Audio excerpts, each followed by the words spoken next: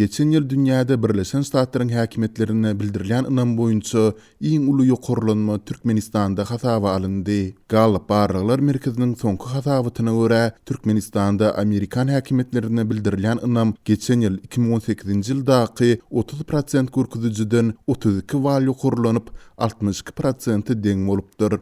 Gallup barraglar merkeziniň dünýä liderleriniň reytingi sany we 2007-nji ýyldan bäri düzülip, onda dünýäniň 24 döwletiniň, ýagny Birleşen Ştatlaryň, Russiýanyň, Germaniýanyň we Hytaýyň häkimetlerine bildirilýän ynamyň derejesi ölçenýär.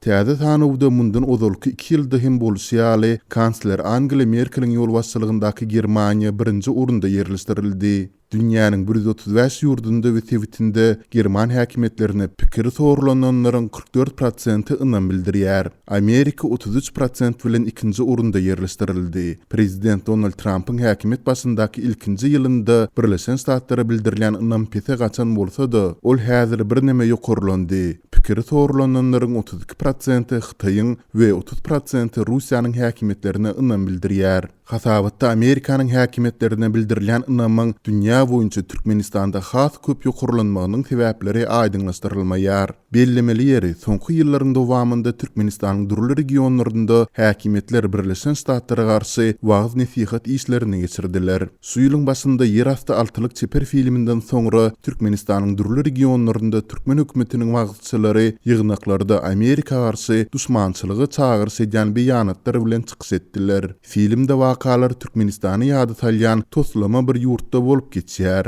Mundan öň geçen ýylyň awgustunda hem köpçülikliň ýygnaklarda anti-Amerikan propagandalary geçirildi. Muňa Amerikan satira gepleşiklerinde Prezident Gurbanuly Berdimuhammedowyň üstünden edilen degişmeler sebäp boldy. Galy bertede geçen ay Türkmenistanyň Daşary işleri ministrligi Amerikanyň Aşgabatdaky ilçihanasynyň türkmen ýol başçylarynyň COVID-19-yň ýurtda ýokdugyna aýtmagyna garamazdan öz raýatlaryna keseliň ýokuşma howpundan ähtiýat etmegiň zerurdugyny duýduryp çap eden maglumatyna garşylyk görkezipdi. Yerli tinçiler Türkmen hökümetiniň wagtlaryny Sowet döwründen gelýän daşardan duşman gözlemek alaçsyzlyk, döwrüň synaglaryna düýpden taýýarlyksyz adamlaryň ýüz urýan çykylgasy höküminde seredýärler.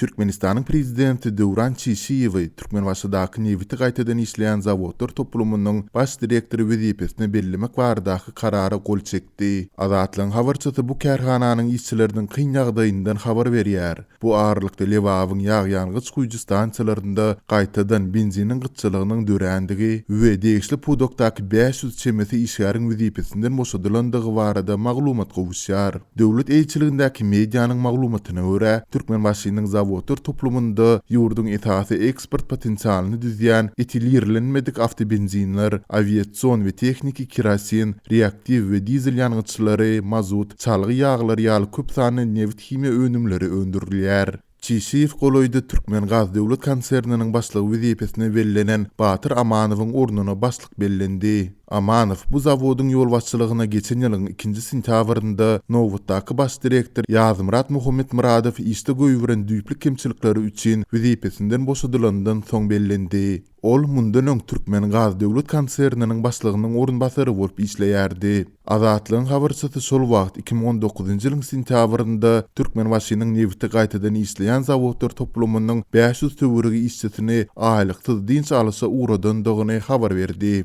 Şeýle-de habarçy zawoddaky çeşme salgylanyp, kärhanada 20 töweregi garawulyň we tämizlik işgäriniň alınıp galynandygyny, ýöne olaryň hem oktyabr aýyndan töleksiz zähmet ruhsatyna uğradyljakdygyny aýtdy. Daşary ýurtlardan maýa goýulyp düýpli bejeriş işleri geçirilmese, Türkmenistanda bu zawodyň täzelenmeli enjamlaryny satyn almagy maliýet ilişdeti ýok. Şol sebäpli zawodyň işi häzirlikçe togtudylypdyr diýip, anonimlik şertinde guruluşyny resmi azatlygy ýagdaýyň çylşyrymlydygyny gurrun berdi. Bellesek bu kärhana 1942-1943-nji ýyllarda urus wagtynda Russiýadan evakuasiýa edilen zawodyň enjamlary esasynda gurulypdy. Bu ağırlykda azatlygyň Lewap vilayatyndaky habarçysy Seýdiniň newiti gaýtadan işleýän zawodlar toplumynyň 500 töweregi işgäriniň hem şu aýyň başynda iş orunlaryny ýitirendigi barada maglumat berdi. İşärlere Balkanawatdan çygmalyň gelmeýändigi we pandemiýanyň fonunda dünýäde benzinne bolan talabyň azalandygy sebäpli ştat orunlarynyň kemildilýändigi aýdyldy. Ozalky işärlere hiç ýyly kömek edilmedi. Tersine martda işlän günleriniň zähmet haklary hem tölenmedi. Resmiler başga iş gözläbirin diýip göýberdiler diýip Seýdiniň nebiti gaýtadan işleýän zawodlar toplumynyň golaýda wezipesinden boşadylan işgärleriniň biri anonimlik şertinde Azatlyň habarçysyna gurrun berdi. Türkmen resmileri ýurduň nebit senagatynyň iň esasy kärhanalarynda dörän ýagdaý iz-izine ýol başy täzelenmeginiň sebäpleri barada hiç bir düşündürüş bermeýärler.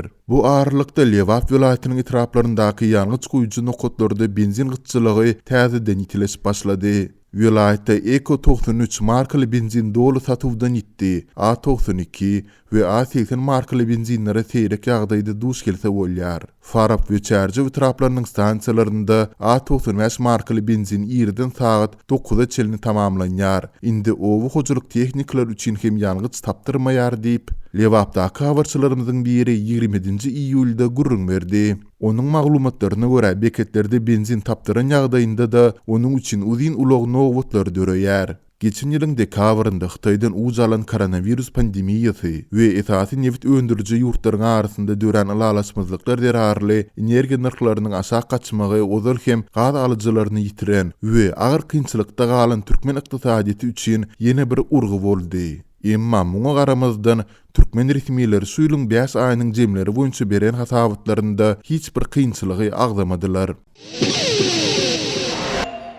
Lewap welaýatynyň Türkmenabad Saýet Kerki aralygyndaky awtomagistralda ulug sürjüleriniň tizligine gözegçilik edýän täze video foto radar kameralarynyň onlarçasy oturduldy. Adatlyk radiosynyň bu barada habar berýän Lewaply habarçysy bu radar kameralaryň bir ay ozal işläp başlandygyny we şondan bäri raýatlaryň öýlerine jerime kagyzlarynyň ýygyderli gelip gowuşýandygyny aýdýar. Bu awtomagistralaryň uzunlygy ortaça 400 km bolup, bu aralykda 80 çemesi video foto radar kamera oturdulupdyr. Olar ýoluň gyralarynda ýerleşdirilen ortaça 1 metr 20 sm belentlikdäki demir sütünleriň ýokarsyna aýna gutulara gurnalypdyr. Bular bir ay bäri test rejiminde işleýärdi. Bir aýyň dowamında ruhsat berilen tizlikden ýokary tizlikde süren sürjülere ýygyderli jerime kagyzlary gelip gowuşýar diýip gizlilik şertine söhbetdeş bolan habarçy 24-nji iýulda gurrun berdi. Ol vilayet polisiýa müdürlüğiniň anonimlik şertinde söhbetdeş bolan işgärlerine salgylanyp, soňky hepdelerde sürüjüleriň öýlerine iýerilen şeýle jerimelerin sanynyň müňler çödegini hem aýtdy. Bu jerime kagyzy Türkmen poçtanyň üssü bilen iýerilýär. Bular gazet jurnallaryň öýlere getirilişinden tas 20 esse tiz öýe getirilýär diýip habarçy bu jerimeleri tölen ulug sürüjüleriniň ençemesine salgylanyp aýtdy. Onuň sözüne görä bu radar kameralary esasında ýol hereketiniň düzgünlerini bozandygy keskitlenen ulug sürüjülerine adatdakysyndan 10 esse ýokary jerime töledilýär. Öň bu ýolda ýokary tizlik 60 görkezlen bolsa, ulug sürüjüsi 80-110 aralygyndaky tizlikde radara düşse, onda ona 150 manat pul jerimesi salynýardy. Häzir sürüjüler şu tizlige 1500 manat jerime tölemeli bolýarlar. Jerimeni 30 gün içinde tölemesen, geçirilen her gün üçün jerime muktary artýar diýip habarçy belledi. Onuň aýtmagyna görä, sürüjü jerimeni bir ay içinde tölemese, onda onuň muktary 100 göterim ýokarlanýar. Adamlar şondan soňra da jerimeni tölemese, olaryň işi kadyýete geçirilýär. Sürüjiniň ulogy jerime duralgysyna ýerleşdirilýär. Şondan soň olar jerimeniň ençeme essesini tölemeli bolýarlar. Habarçymyz bilen söhbetdeş bolan vilayet polisiýa müdürlüğiniň işgärleriniň tasdiklamagyna görä, bu kameralar arkaly ýol polisiýasynyň sanyny azaltmak we döwlete gelýän girdejini artdyrmak gözeňinde tutulýar. Video foto radarlar canly ýol polisiýasynyň bir ýylda ýazýan jerimesini bir aýda ýazga aldy. Munyň netijesinde döwlete uly girdeji geldi. Öň awtomagistralda durup tizligi gözegçilik edýän ýüzlerçe polisiýa işgärini bu ýoldan aýyrdylar diýip habarçy polisiýa işgärleriniň ençemesine salgylanyp gurrun berdi.